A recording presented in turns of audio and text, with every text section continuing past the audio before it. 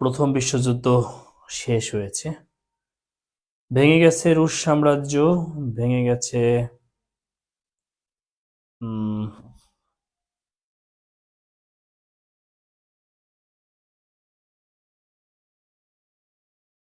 ওসমানীয় সাম্রাজ্য বা অটোমান সাম্রাজ্য। হিটলার পরখ করল জার্মানির এই ভোগান্তি। দ্বিতীয় ভার্সাই চুক্তিতে জার্মানিকে সকল দায় চাপিয়ে দেওয়া হলো। হিটলার জার্মানিতে খুবই একজন শক্তিশালী ব্যক্তি হয়ে উঠল, খুবই জনপ্রিয় হয়ে উঠল। সে অত্যন্ত বাকপটু ছিল, খুব সহজেই জনগণের হৃদয় জয় করলো।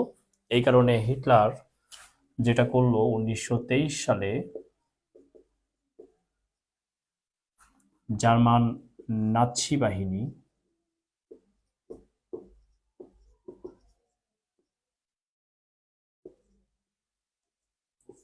বা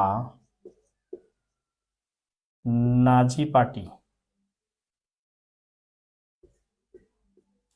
এখানে যোগদান করলো।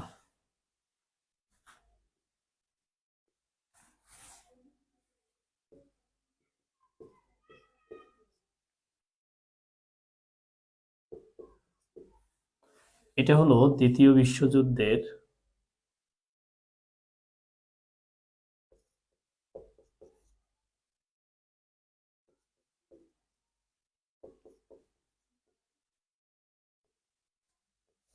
প্রেক্ষাপট।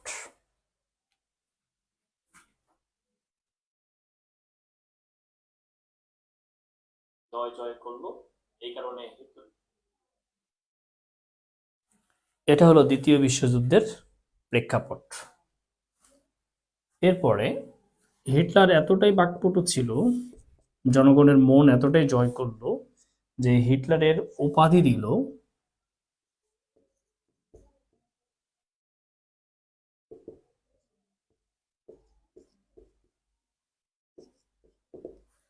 ফুয়েরার।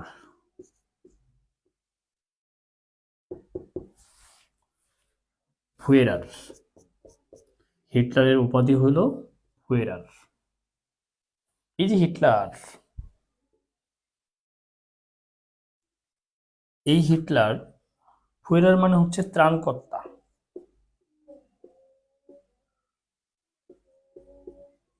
ত্রাণকর্তা।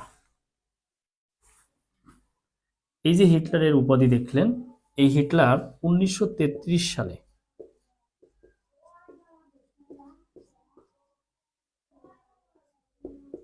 জার্মানির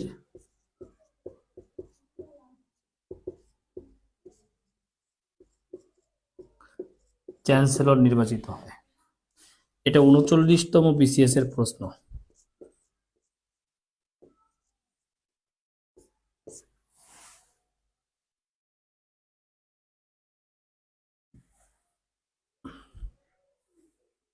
দেখেন সবাই,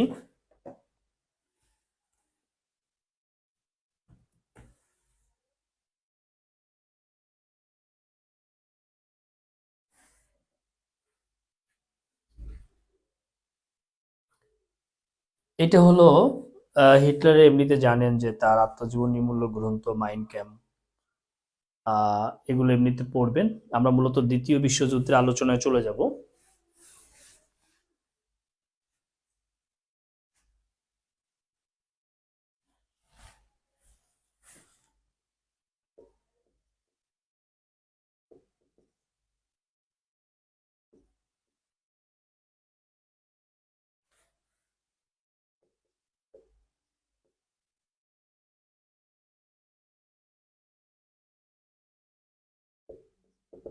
যুদ্ধ শুরু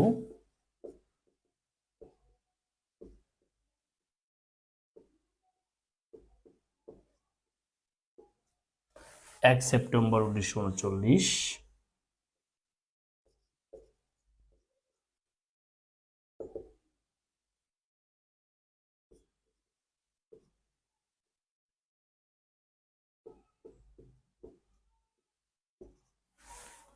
2 সেপ্টেম্বর 1945।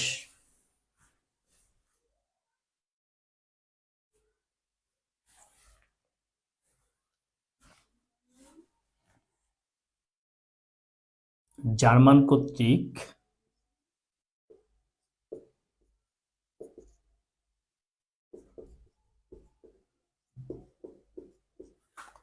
পোল্যান্ড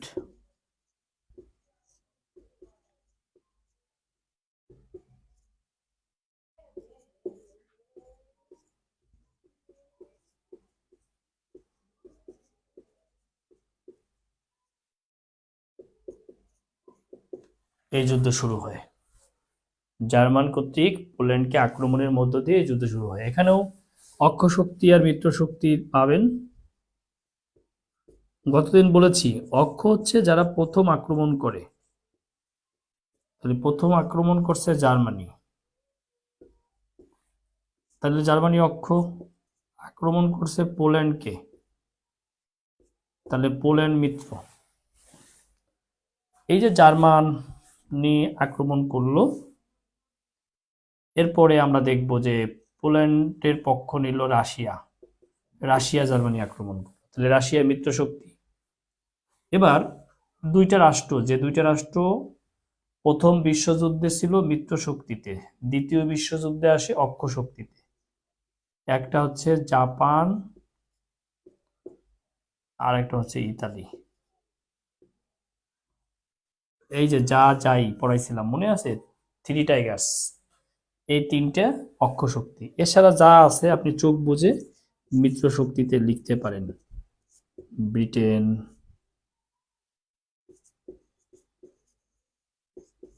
যুক্তরাষ্ট্র,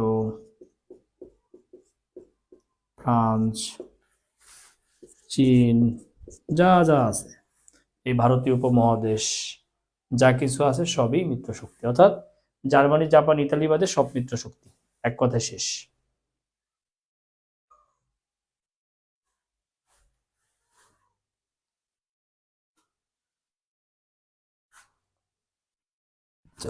লিখে নেবেন সবাই।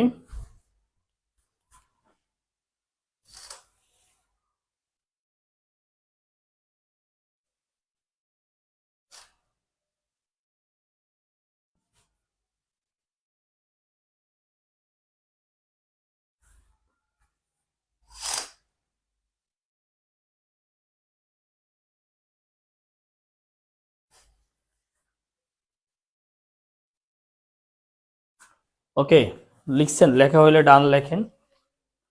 আমরা দেখব এই যুক্তরাষ্ট্র এই যুদ্ধে যোগদান করবে, এর মধ্যে ঘটনা আছে। ঘটনা এরকম করে লেখেন যে 7 ডিসেম্বর 1941 জাপান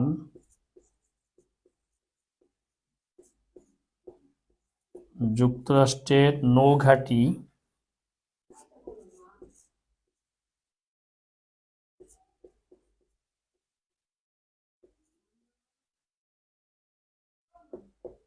পার্ল হারবার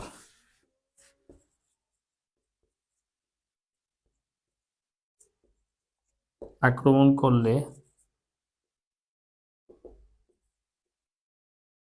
পরের দিন 8 ডিসেম্বর 1941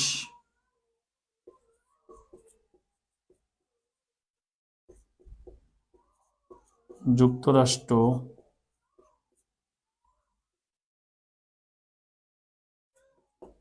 এই যুদ্ধে যোগদান করে। 1941 যুক্তরাষ্ট্র এই যুদ্ধে যোগদান করে। আমি যে কি পয়েন্টগুলো লিখে দিচ্ছি এগুলোই আপনারা তুলে নেন। দ্বিতীয় বিশ্বযুদ্ধে তো অনেক তথ্য, সব তথ্য আপনার মনে রাখার দরকার নেই, সব তথ্য পড়ারও দরকার নেই। আমি গতদিনই বলছি এইসব যুদ্ধ টুদ্ধ থেকে প্রশ্ন বেশি একটা ইদানিং আসে না। যতটুক থেকে প্রশ্ন আসে, এই যে যুক্তরাষ্ট্র যোগদান করলো, আমরা 45 সালে দেখতে পাবো যে প্রথমেই জার্মানি আউট হয়ে যাবে। কারণ জার্মানি আউট হওয়ার কারণ হচ্ছে পূর্ব ইউরোপগুলোতে জার্মানি হাতে থাকে, আর তখনই হিটলার জার্মানিতে আত্মগোপন করে বাংকারে। এবং এই যে বাংকারে আত্মগোপন করে, এর ফলে যেটা দেখা দেয় যে আস্তে আস্তে করে মিত্রশক্তি বুদ্ধ ভেদ করে জার্মানি প্রবেশ করে। হৃদয়হীনা হিটলার যে এই যুদ্ধের মধ্যে একজন প্রেমিক পুরুষ ছিল, তার প্রেমিকা ছিল হচ্ছে আহ সোফিয়া, তাকে প্রচন্ড ভালোবাসতো। না, ইভা ব্রাউন, সরি, সোফিয়া হচ্ছে ফার্ডিনান্ডের স্ত্রী। ইভা ব্রাউনকে প্রচন্ড ভালোবাসতো। তো আসলে হিটলারের মৃত্যু নিয়ে সঠিক কোনো তথ্য জানা যায় নাই। কেউ বলেছে সে আত্মহত্যা করেছে, কেউ বলছে তাকে মারা হয়েছে। কিন্তু সে যে আত্মগোপন অবস্থায় ছিল, অনেকে ধারণা করে যে ইভা ব্রাউন ছিল একজন স্পাই, তার সাথে প্রেমের অভিনয় করেছে এবং তার তথ্য ফাঁস করে দিয়েছে। এই কারণে হিটলার প্রথমে পিস্তল দিয়ে ইভা ব্রাউনকে গুলি করে, তারপরে সে আগুনে ঝাঁপ দিয়ে আত্মহত্যা করে, এরকম কিছু তথ্য পাওয়া যায়।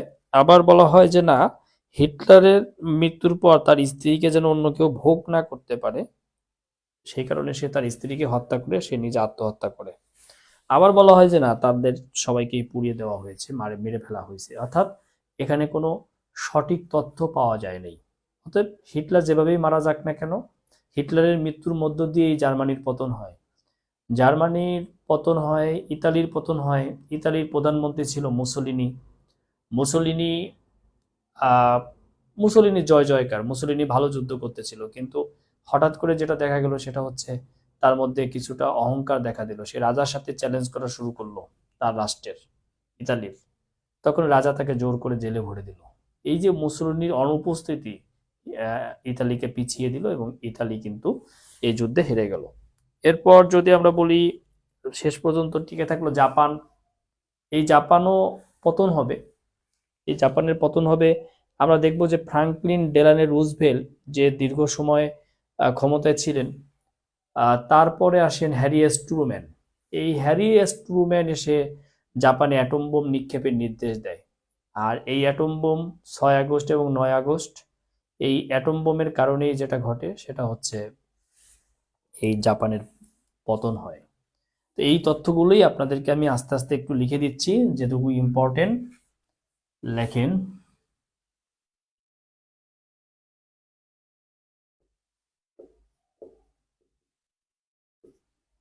6 আগস্ট 1945,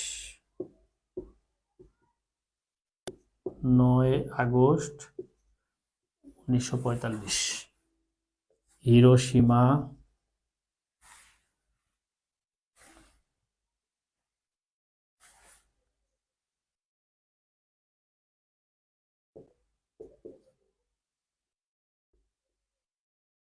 জাপান।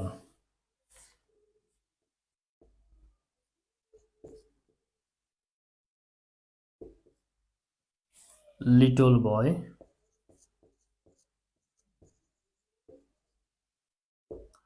ইউরেনিয়াম 235, স্থান এবং বোমের যে ইয়াটা, অ্যাটমের পরিমাণ সেটা লিখে দিলাম।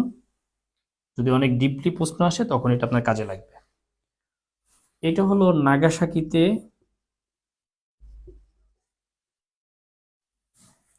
এটার নাম হচ্ছে ফ্যাটম্যান। এটা হলো প্লুটোনিয়াম,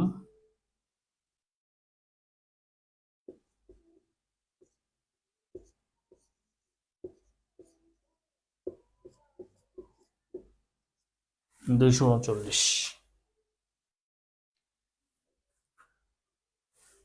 14 আগস্ট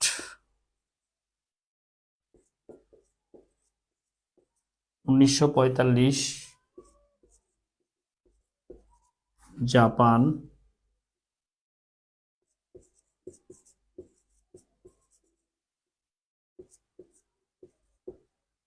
যুক্তরাষ্ট্রের নিকট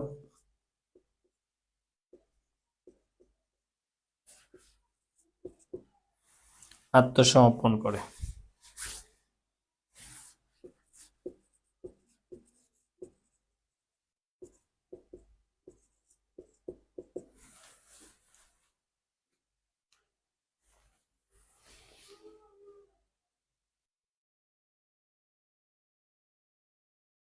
আত্মসমর্পণ করে, হ্যাঁ।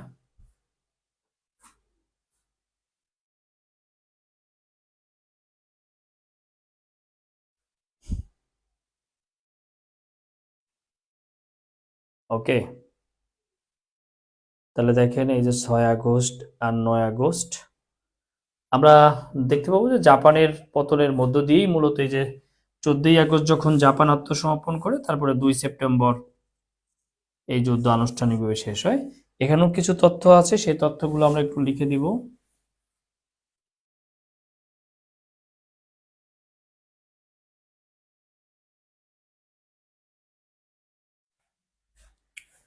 দেখেন সবাই,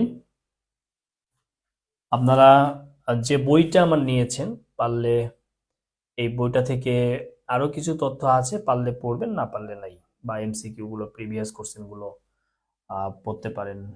ঠিক আছে, যেমন আহ, এই দ্বিতীয় বিশ্বযুদ্ধের সময় দুইটা জায়গায়, দ্বিতীয় বিশ্বযুদ্ধের পর দুইটা জায়গায় ট্রাইব্যুনাল গঠন করা হয়।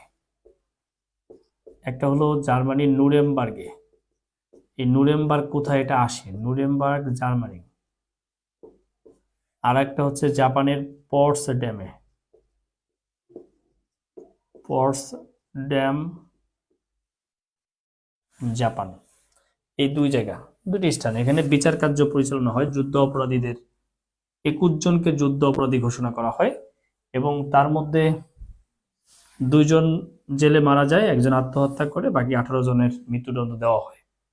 ঠিক আছে, এই জিনিসগুলো একটু মাথায় রাখেন। এখানে দ্বিতীয় বিশ্বযুদ্ধের সময় যারা রাষ্ট্রপ্রধান ছিলেন, এগুলো খুব গুরুত্বপূর্ণ। সেই রাষ্ট্রপ্রধানদের নামগুলো আমি একটু আপনাদেরকে লিখে দিতে চাই, সেইগুলো একটু নেবেন।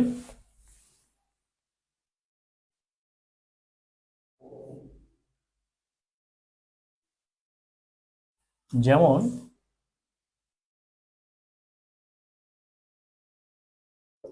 জার্মানি,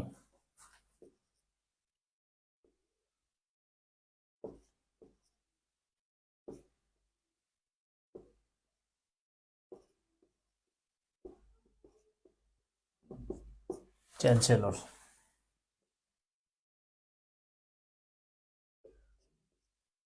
জাপান,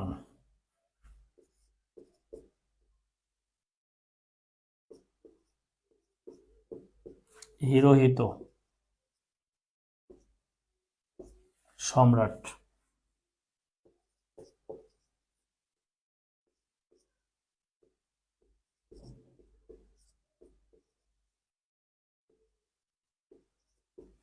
মুসোলিনি,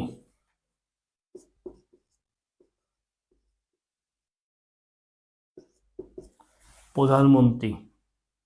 এই অ্যাডলফ হিটলার ছিল নাৎসিবাদের প্রবক্তা।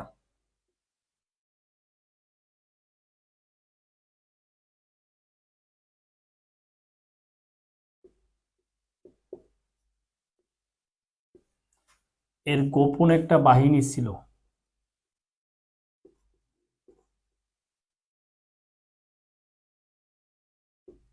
গোপন পুলিশ বাহিনী ছিল, এটার নাম হলো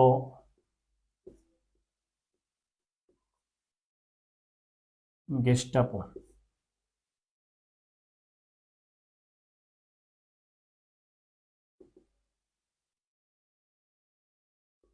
গেস্টাপো,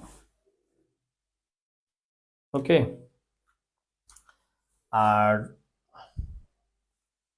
ইনি হচ্ছে ফ্যাসিবাদের প্রবক্তা।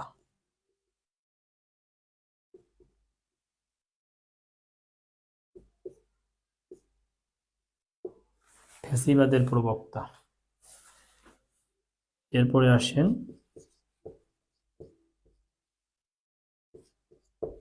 এটা গেল অক্ষ শক্তি, হ্যাঁ। এবার মিত্র। মিত্র প্রথমে ছিল ফ্রাঙ্কলিন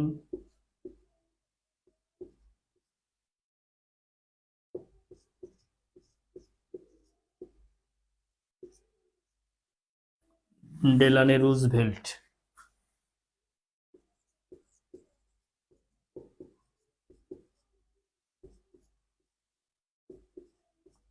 হ্যারি এস ট্রুম্যান। এটা হলো 32তম প্রেসিডেন্ট।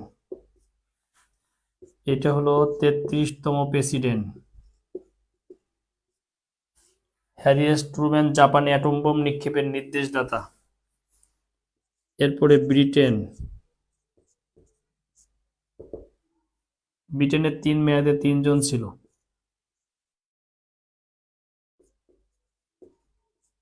চেম্বারলেন। এরপরে সবচেয়ে বিখ্যাত হচ্ছে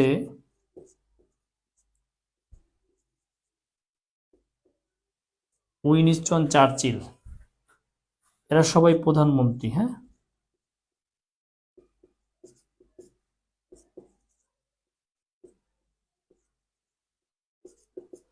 প্রধানমন্ত্রী। এই উইনস্টন চার্চিল রাজনীতিবিদ হয়েও, এটা পড়াইছি অবশ্য আপনাদের,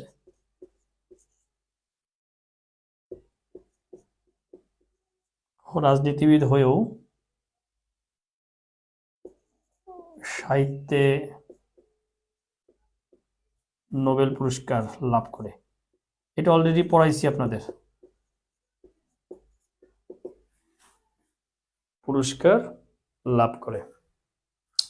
এরপরে আসে ক্লিমেন এটলি।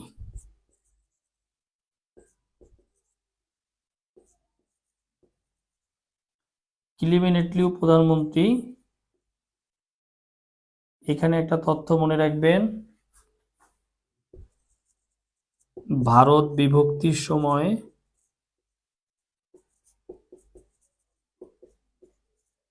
ব্রিটিশ প্রধানমন্ত্রী ছিলেন।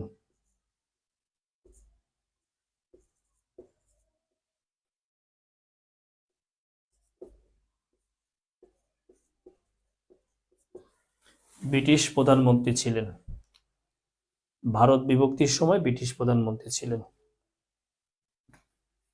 এরপরে আসেন রাশিয়া, মানে সোভিয়েত ইউনিয়ন। রাশিয়া বা সোভিয়েত ইউনিয়ন, বর্তমান রাশিয়া।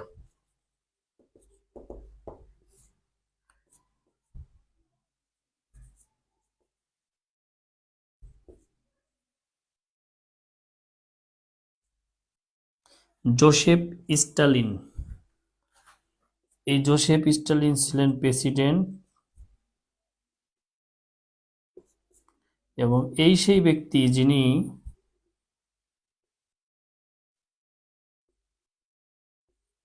পঞ্চবার্ষিকী পরিকল্পনার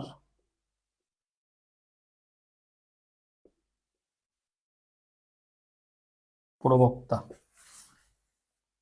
পঞ্চবার্ষিকী পরিকল্পনার প্রবক্তা।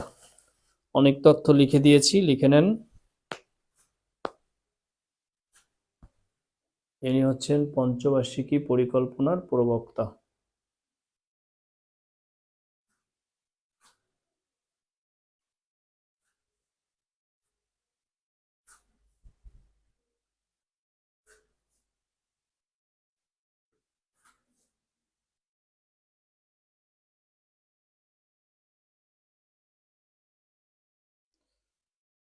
লেখা শেষ হলে একটু ডান লিখবেন কষ্ট করে।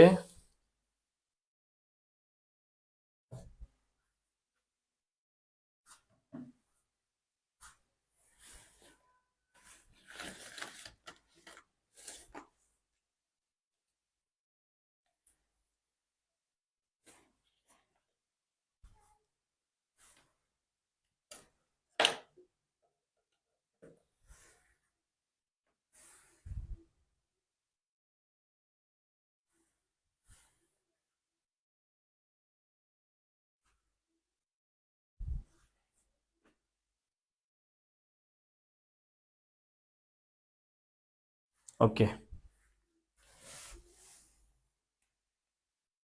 এবার আসেন, এই যে দ্বিতীয় বিশ্বযুদ্ধ শেষ হয়ে গেল, তাই না? দ্বিতীয় বিশ্বযুদ্ধে দেখলেন যুক্তরাষ্ট্র এবং সোভিয়েত ইউনিয়ন বা রাশিয়া একসাথে যুদ্ধ করলো, কিন্তু পোল্যান্ড ইস্যুতে এই দুইটা দেশের মধ্যে অনেক দ্বন্দ্ব তৈরি হয়ে গেল। আর যে দ্বন্দ্বের কারণেই এই বিশ্বে দ্বিমেরুকরণ হবে, শুরু হবে কোল্ড ওয়ার। কোল্ড ওয়ার আপনাদের সেদিন দেখাইছি, সেদিন বলতে গতকালকে। শোনেন, আপনাদের রুটিন কি? অনেকেই জানতে চেয়েছেন, অনেকে না, দুই একজন জানতে চেয়েছেন যে রুটিন কি। রুটিন প্রতিদিন, যেদিন হবে না শুধু সেদিন নোটিশ করব। রুটিন প্রতিদিন, ঠিক আছে? ক্লাস সপ্তাহে 7 দিন, যেদিন হবে না সেদিন দিনের বেলা নোটিশ করব। হয়তো একদিন দুদিন হবে না, সপ্তাহে, ওটা আগেই নোটিশ করবো, কিন্তু ধরে রাখেন 7 দিনই ক্লাস হবে। ঠান্ডা যুদ্ধ বা শীতল যুদ্ধ, এটার সময়কালটা হচ্ছে 1945, 1991, এইটুকুই জেনে রাখেন, এটুকুই জেনে রাখেন, আর কিছু লাগবে না। ঠান্ডা যুদ্ধ বা শীতল যুদ্ধের সময়কাল। আমরা মূলত এখন চলে যাব আরব ইসরায়েল যুদ্ধে।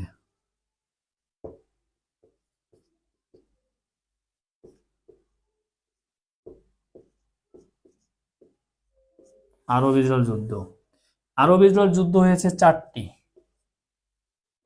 যদি এখনো আরব ইসরায়েল যুদ্ধ চলছে। 019, 48, 56, 67, 73, এই মোবাইল নাম্বারটা মনে রাখবেন, তাহলে 4টা আরব ইসরায়েল যুদ্ধ মুখস্থ হয়ে যাবে। যেমন 1948 প্রথম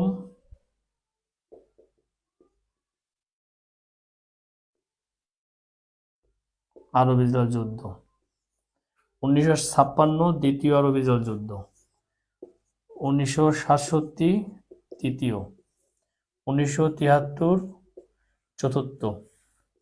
এইটা এইটাকে বলা হয় 6 দিনের যুদ্ধ। এইটা হলো 18 দিনের যুদ্ধ। এই যুদ্ধ হয়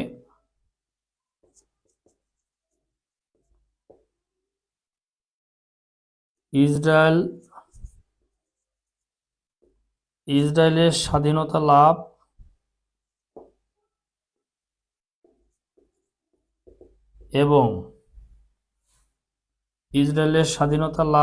এবং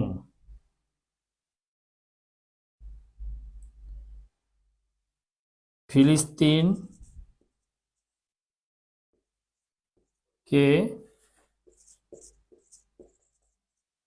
উৎখাতের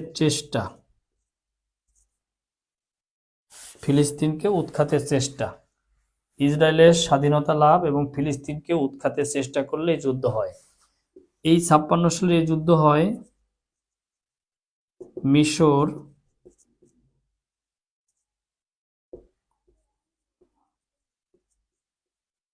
সুয়েজ খাল জাতীয়করণ করলে। এই যুদ্ধ, কারণ যাই থাকুক, এই যুদ্ধে ইসরায়েল মাত্র 6 দিনে সিনাই উপত্যকা, তারপরে হচ্ছে সিরিয়ার গোলান মালভূমি,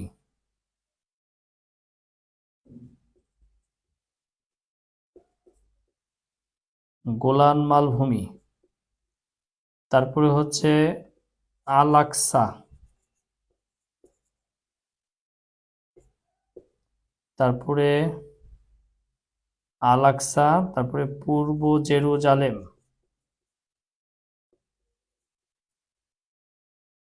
এগুলো দখল করে নেয় ইসরায়েল। সিনাই উপত্যকা, সিরিয়ার গোলান মালভূমি, আল আকসা, এবং এই আল আকসায় অগ্নিসংযোগ করে। এই তৃতীয় আরব ইসরায়েল যুদ্ধের প্রেক্ষিতে মুসলিম বিশ্ব এক হয়ে 1969 সালে ওআইসি গঠিত হয়।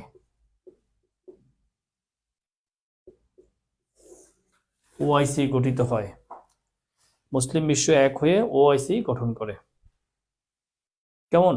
এটা হলো তৃতীয় আরব ইসরায়েল যুদ্ধ। আমরা চতুর্থটায় চলে যাব।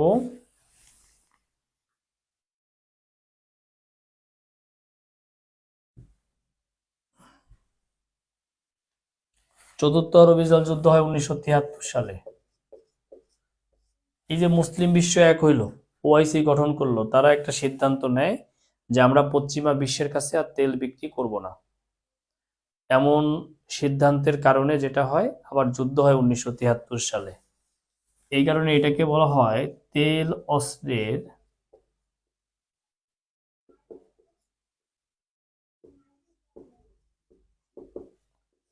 প্রথম ব্যবহার।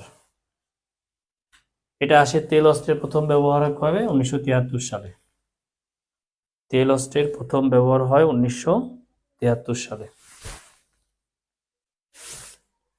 দেখেন, এখন যেহেতু মিশর সিনাই উপত্যকা হারাইছে, সেহেতু একটা চুক্তিতে তারা অ্যাটেন্ড করবে, সেটা হলো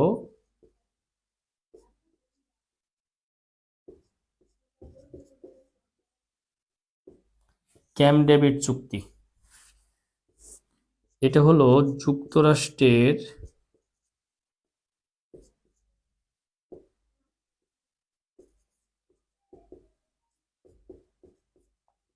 মেরিল্যান্ডের শহর, যুক্তরাষ্ট্রের মেরিল্যান্ডের শহর হচ্ছে ক্যাম্প ডেভিড। এই যে মেরিল্যান্ডের শহর, এই ক্যাম্প ডেভিড, এখানে এই চুক্তিটা হয় মিশর ভার্সেস ইসরায়েল। কি হয়? মিশর ইসরায়েলকে স্বাধীনতার স্বীকৃতি দেয়, আর মিশর সিনাই উপত্যকা ফিরে পায়। একটু আগে যে সিনাই উপত্যকা দেখলেন হারায় ফেলছে, এই সিনাই উপত্যকা ফিরে পায়। এই যে স্বাক্ষরিত হয়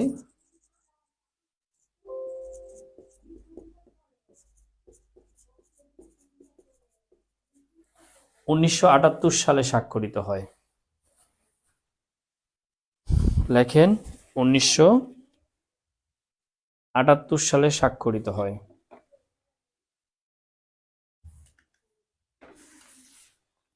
তো এই যে এই সময় মিশরের প্রেসিডেন্ট ছিল আনোয়ার সাদাত। এই আনোয়ার সাদাত মুসলিম বিশ্বের কাছে একটা খলনায়কে পরিণত হয় এই স্বাক্ষর করার কারণে, এবং প্রায় সকল মুসলিম দেশ মিশরের সাথে সম্পর্ক ছিন্ন করা শুরু করে।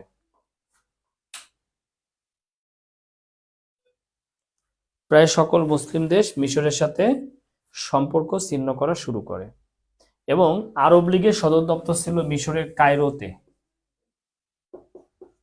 এই কায়রো থেকে সরিয়ে নিয়ে যাওয়া হয় কোথায়?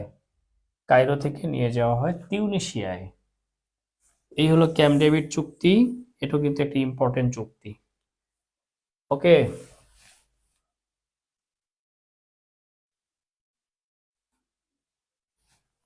দেখেন, এরপরে আমরা মাঝখান থেকে আরেকটা চুক্তি পড়ে যাব,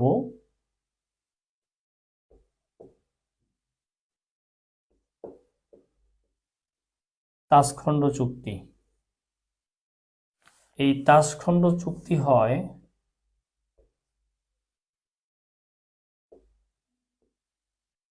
1966 সালের 10 জানুয়ারি। মধ্যস্থতাকারী রাশিয়া, মানে সোভিয়েত ইউনিয়ন। স্থান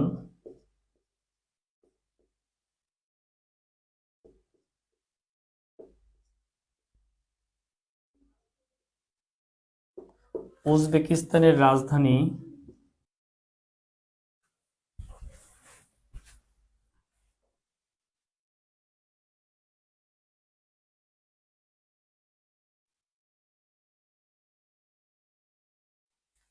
ওকে। ভারত পাকিস্তান যুদ্ধের অবসান। কি যুদ্ধ? এই যুদ্ধটা ছিল কাশ্মীর যুদ্ধ। কাশ্মীর যুদ্ধ হয় কবে? 1965 সালে, ভারত আর পাকিস্তানের মধ্যে। মনে রাখবেন, ভারত আর পাকিস্তান যুদ্ধ হয় 4 বার।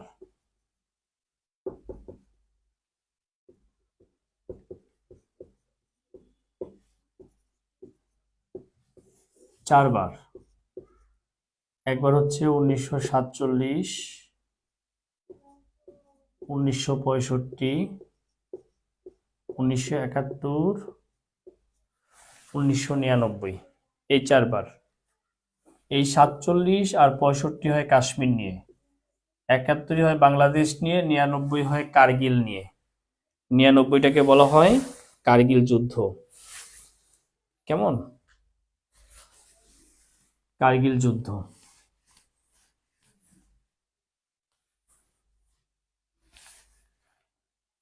এরপরে লেখেন সিমলা চুক্তি। সিমলা চুক্তি হয় 1972 সালে ভারতের সিমলায়, ভারত পাকিস্তানের মধ্যে। এটার উদ্দেশ্য ছিল, এই যে 71 সালে যে ভারত জড়িয়ে পড়লো আমাদের যুদ্ধের সাথে, এটা হচ্ছে ভারত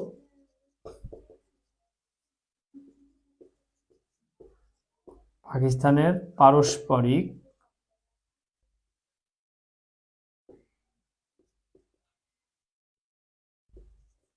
সমঝোতা।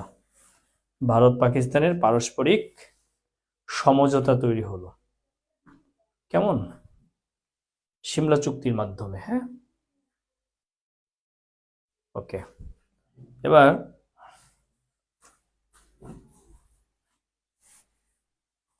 এবার আমরা যেটা নিব সেটা হচ্ছে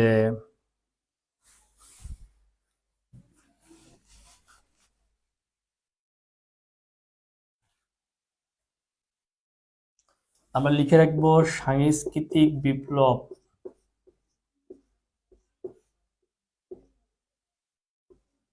এই বিপ্লব হয়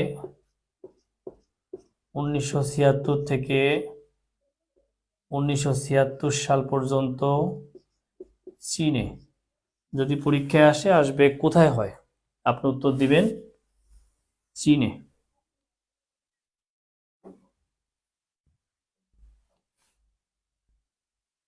চীনে সাংস্কৃতিক বিপ্লব হয় 1976 থেকে 1966 থেকে 76 সাল পর্যন্ত চীনে। এটা চীনের প্রথা, চীনের কি বলে সংস্কৃতি, ঐতিহ্য, এগুলো পরিবর্তনের একটি বিপ্লব সাধিত হয় 1966 থেকে 76। এটা মাও সেতুংয়ের নেতৃত্বে হয় সাংস্কৃতিক বিপ্লব। এরপরে আমরা আসব ইসলামী বিপ্লব।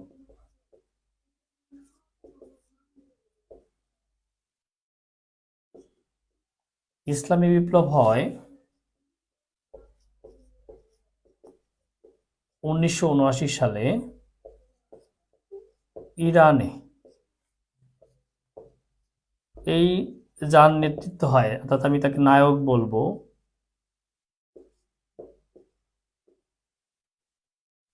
আয়াতুল্লাহ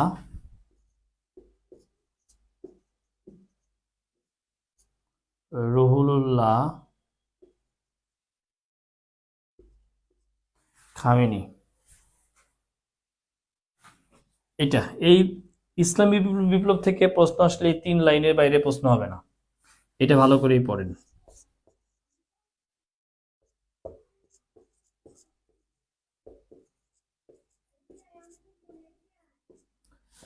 এরপরে পড়বেন ইরাক ইরান যুদ্ধ।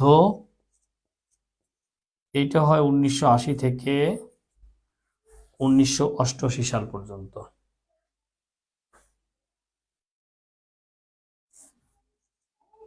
ইস্যু হলো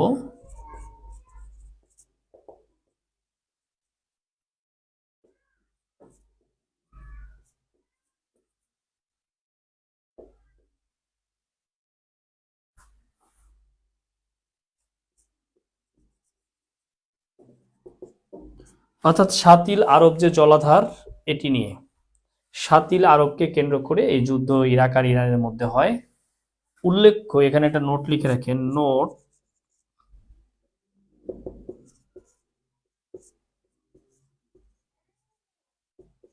এটি নিয়ে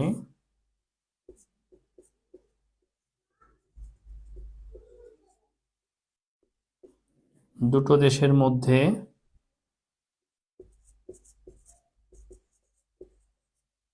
'75 সালে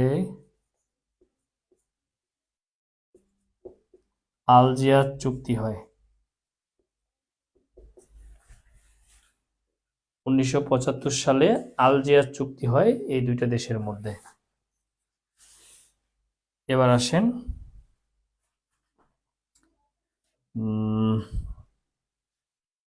এই যুদ্ধটা 1988 সালে বন্ধ হবে এবং এই যুদ্ধে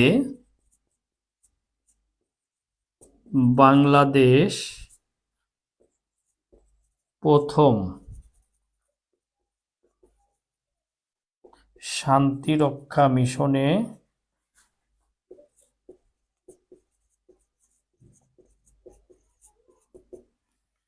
অংশগ্রহণ করে। বাংলাদেশ প্রথম শান্তিরক্ষা মিশনে অংশগ্রহণ করে। এই যুদ্ধেই বাংলাদেশ প্রথম শান্তিরক্ষা মিশনে অংশগ্রহণ করে, যে মিশনের নাম ছিল ইউনিমক।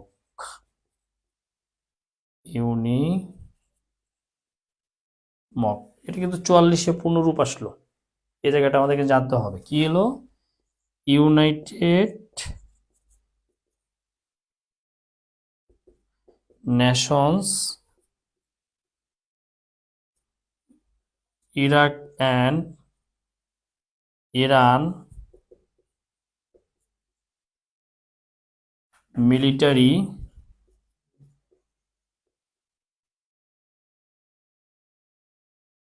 Observer group.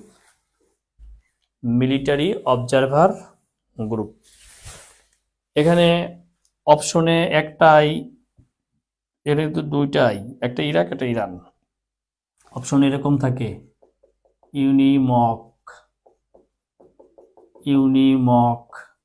এরকম থাকে এবং কনফিউজড হবেন আপনি না জানা থাকলে। এবং বাংলাদেশ এই সর্বপ্রথম জাতিসংঘ শান্তিরক্ষা মিশনে অংশগ্রহণ করলো এই যুদ্ধে অংশগ্রহণের মধ্য দিয়ে।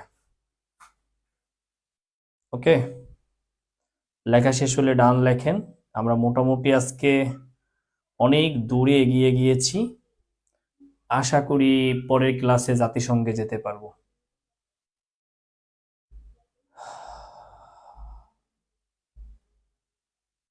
ওকে, ডান।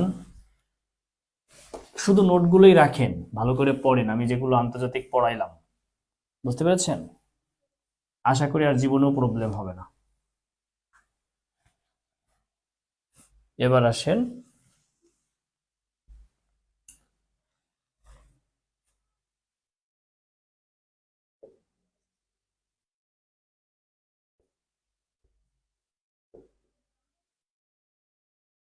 ভেলভেট বিপ্লব। এই ভেলভেট হলো মখমলের পোশাক। এই মখমলের পোশাক পরে আন্দোলন করছে, এই জন্য নাম হয়েছে ভেলভেট বিপ্লব। এটা 1989 সালে চেকো স্লোভাকিয়া এই রাষ্ট্রটায়, এই বিপ্লবের কারণে দুইটা রাষ্ট্র হয়ে যায়, একটা চেকো আর একটা স্লোভাকিয়া। চেকো আর স্লোভাকিয়া, অর্থাৎ শান্তিপূর্ণভাবে যে বিপ্লব হইতে পারে এটা প্রথম উদাহরণ, প্রথম ইতিহাস তৈরি হয় একদম শান্তিপূর্ণভাবে। এই চেকোর বর্তমান নাম হচ্ছে চেক প্রজাতন্ত্র, আর স্লোভাকিয়ায় আছে। এই দুইটি ইউরোপের রাষ্ট্র, তাই না? ইউরোপের রাষ্ট্র। ভেলভেট বিপ্লব।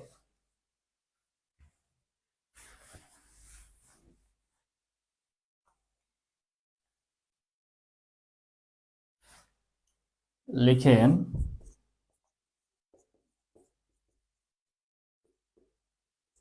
পিএলও ইসরায়েল শান্তি চুক্তি। পিএলও ইসরায়েল শান্তি চুক্তি। পিএলও কি? পিএলও হলো প্যালেস্টাইন লিবারেশন অর্গানাইজেশন। এটা গঠিত হয় 1964 সালে। পিএলও, হ্যাঁ। এটার প্রধান ছিলেন ইয়াসির আরাফাত।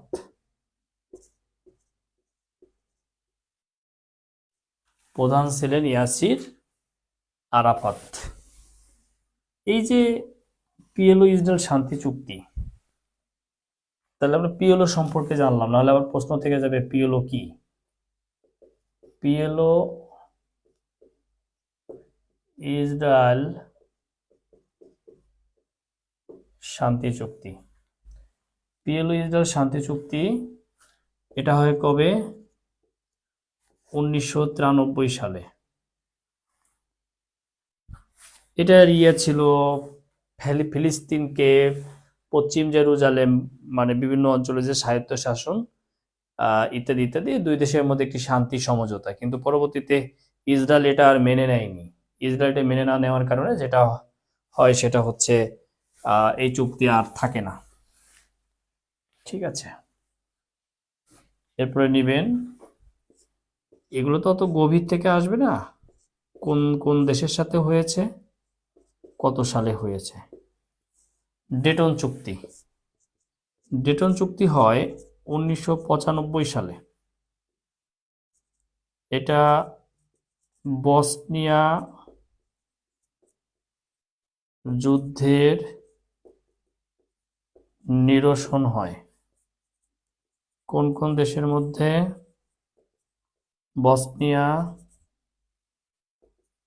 সার্বিয়া,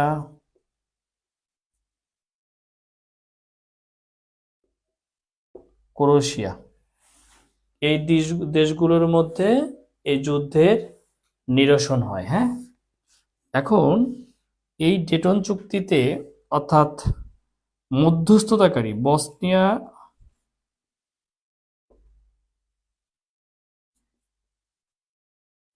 যুদ্ধের মধ্যস্থতাকারী, এটা অনেক বইয়ে দেওয়া আছে, অনেক বইয়ে জিমি কার্টার দেওয়া আছে। এটা ভুল দেওয়া আছে, কারণ এই সময় জিমি কার্টার মার্কিন প্রেসিডেন্ট ছিলেন না, এই সময় ছিলেন বিল ক্লিনটন।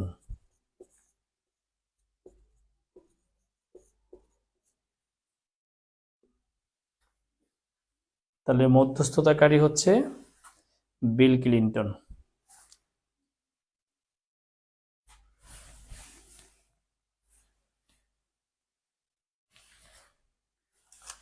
এরপরে লিখবেন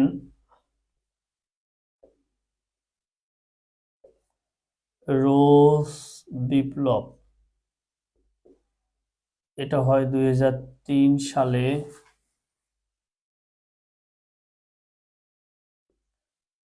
এগুলো সব শান্তিপূর্ণ বিপ্লব। হ্যাঁ, প্রেসিডেন্টের বিরুদ্ধে আন্দোলন করে, গোলাপ ফুল হাতে করে, প্রেসিডেন্ট পদত্যাগ করে বিপ্লব হয়ে যায়।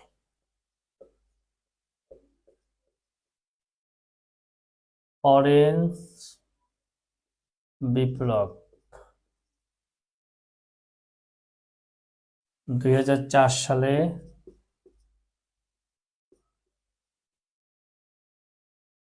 ইউক্রেনে।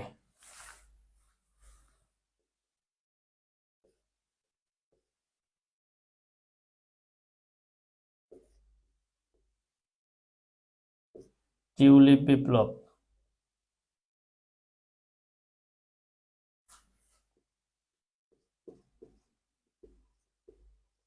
2005 সালে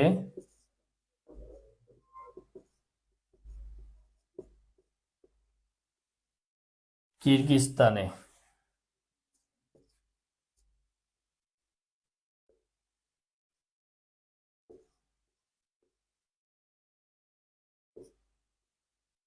জেসমিন বিপ্লব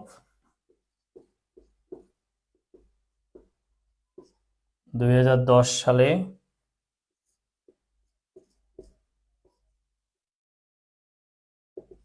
তিউনিসিয়ায়। সবই একই কেস, কমলা কালারের ড্রেস পরে বিক্ষোভ করে প্রেসিডেন্টের বিরুদ্ধে শান্তিপূর্ণ আন্দোলন করে, প্রেসিডেন্ট পদত্যাগ করে ইউক্রেনের, হয়ে যায় এটা অরেঞ্জ বিপ্লব। টিউলিপ ফুল কিরগিজস্তানের জাতীয় ফুল, এটা হাতে করে নিয়ে বিক্ষোভ করে প্রেসিডেন্ট পদত্যাগ করে, হয়ে যায় টিউলিপ বিপ্লব। সুগন্ধি ফুল জেসমিন, এটা হাতে করে নিয়ে তিউনিসিয়ার প্রেসিডেন্ট বেন আলীর বিরুদ্ধে আন্দোলন করে, বেন আলী পদত্যাগ করে, বেন আলী পালিয়ে সৌদি আরব চলে যায়, নাম হয় জেসমিন বিপ্লব। বজিজি নামক এক ফল বিক্রেতা, যে চাকরি না পেয়ে শিক্ষিত বেকার অবস্থায় সে হতাশ হয় এবং গায়ে কেরোসিন তেল ঢেলে দিয়ে আগুন ধরিয়ে দেয়। তার এই মানে আত্মহত্যা, এটা দিয়েই তিউনিসিয়াতে জনগণ বিক্ষোভ করে এবং জেসমিন বিপ্লব হয়, এবং এর মাধ্যমেই হয় আরব বসন্ত। এর ইংরেজি হচ্ছে আরব স্প্রিং। প্রথমত এটা হয় 2011 সালে।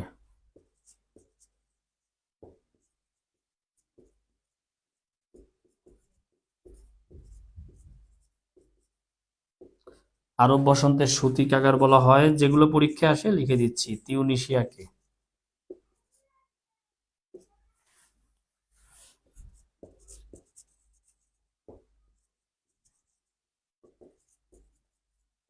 আরব বসন্ত অর্থ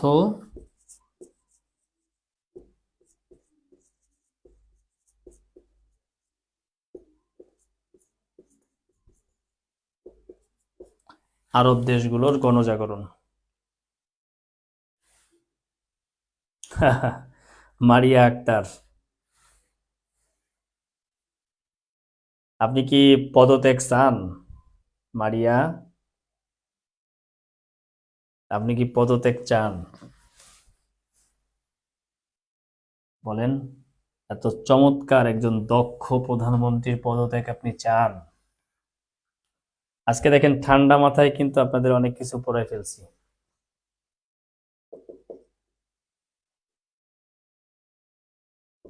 ডিসআর্মামেন্টস,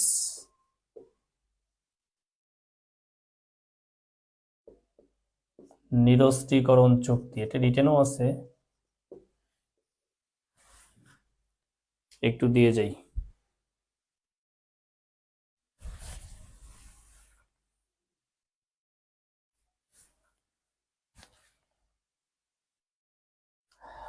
দেখেন, এনপিটি,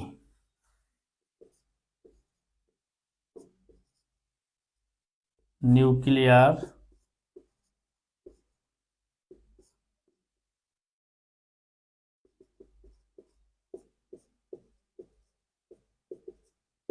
প্রলিফারেশন ট্রিটি, এটা হয় 1968 সালে। Salt one, strategic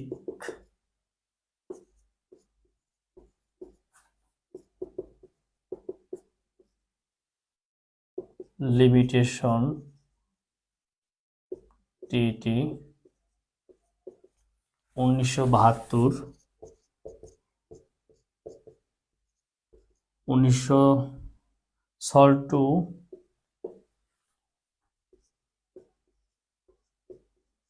1979, start one,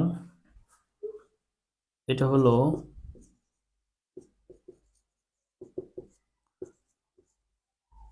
strategic arms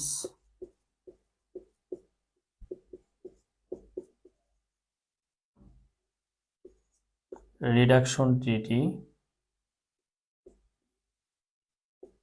এটা 1991।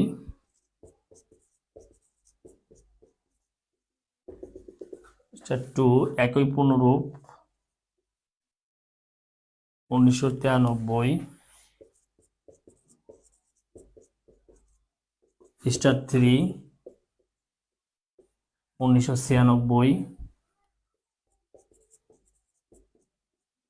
স্টার্ট ফোর, বা এটাকে বলা হয় new start,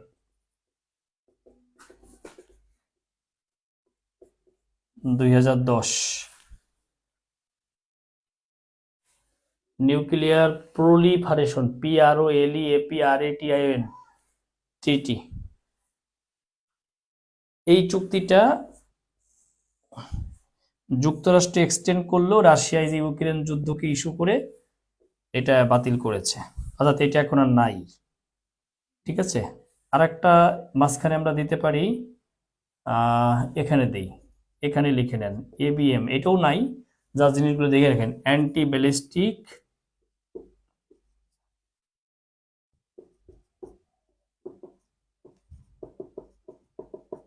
missile.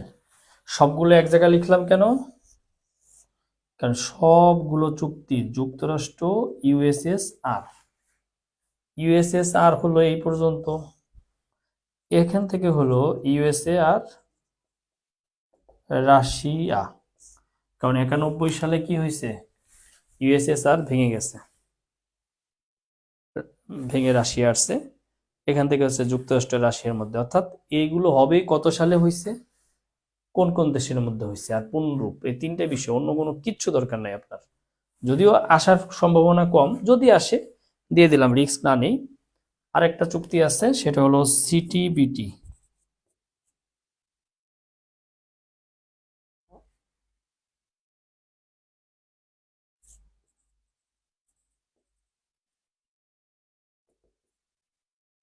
Comprehensive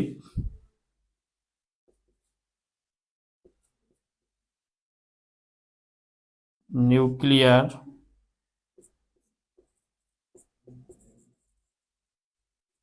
test ban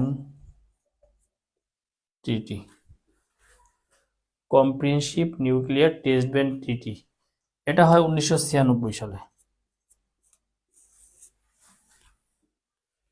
1996 সালে, স্থান হচ্ছে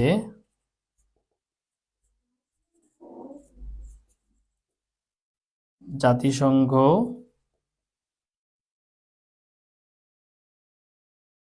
সাধারণ পরিষদের